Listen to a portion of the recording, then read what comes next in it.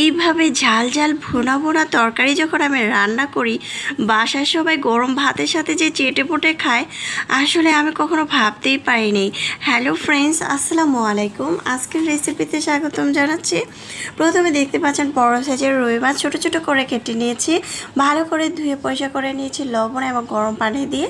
তারপর এখানে পেঁয়াজ কুচি দিয়ে দিচ্ছি 1 কাপের মতো। তারপর এখানে টমেটো কুচি দিয়ে দিব। তারপর হচ্ছে মাঝখান থেকে কেটে কাঁচামরিচ দিয়ে দিব ঝাল ঝাল, কারণ যেহেতু এটা স্পাইসি হবে এই জন্য। তারপর আমি এখানে টমেটো দেওয়ার পরে কিছু গরম মশলা দিয়ে দিলাম, হলুদের গুঁড়া, মরিচের গুঁড়া, ধনিয়ার গুঁড়া, জিরার গুঁড়া, 1 চামচ করে সরিষার তেল দিয়ে দিলাম 2 টেবিল চামচ। তারপরে হচ্ছে পরিমাণ মতো লবণ।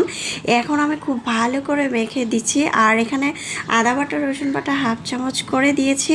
এখন আমি খুব ভালো করে হাতের সাহায্যে মেখে নিচ্ছি, মুছিয়ে মেখে নিচ্ছি। দেখতে পাচ্ছেন ভালো করে মুছিয়ে নিচ্ছি। আর কাঁচামরিচটা একটু বেশি দেওয়ার চেষ্টা করবেন, তাহলে কিন্তু ঝালের পরিমাণটা একটু বেশি হবে। এখন আমি কিছুক্ষণ রেস্টে রেখে দেবো ঢাকনা দিয়ে ঢেকে রেস্টে রেখে দিলে কি হয়, অনেকটা ফ্লেভার আর মশলাটা খুব সুন্দরভাবে যায়। এখন চুলায় একটি প্যান বসিয়ে আগের তেল বসিয়ে দিয়েছি, সরিষার তেল। এখানে টমেটো আর হচ্ছে কাঁচামরিচ, তারপরে হচ্ছে আদা বাটা, রসুন বাটা একটু করে ব্লেন্ড করে নিয়েছি। এটাকে একদম ভালো করে ঝাল করে তারপরে মাখানো সেই মাছ, টমেটো, পেঁয়াজ, এগুলো মশলাগুলো দিয়ে দিলাম। দিয়ে এখন খুব ভালো করে কষিয়ে নেব। এমনভাবে কষাতে হবে, তাহলে আর এটার মধ্যে পানি দিতে হবে না। এটা দিয়ে কিন্তু আমরা রান্না করে নেব। আর এটা কিন্তু আমি দমে বসিয়ে দেবো, চুলার আঁচ কমিয়ে দিয়ে ঢাকনা দিয়ে ঢেকে।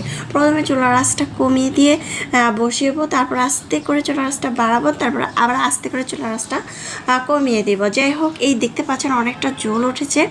এই পর্যায়ে আমি কি করব, চুলাটা একদম মিডিয়াম লো করে দেব। একদম ঝোলটা যখন এরকম পোড়া পোড়া হবে, তেলটা বের হয়ে আসবে, সে পর্যায়ে আমি ধনে পাতা কুচি দিয়ে দিচ্ছি।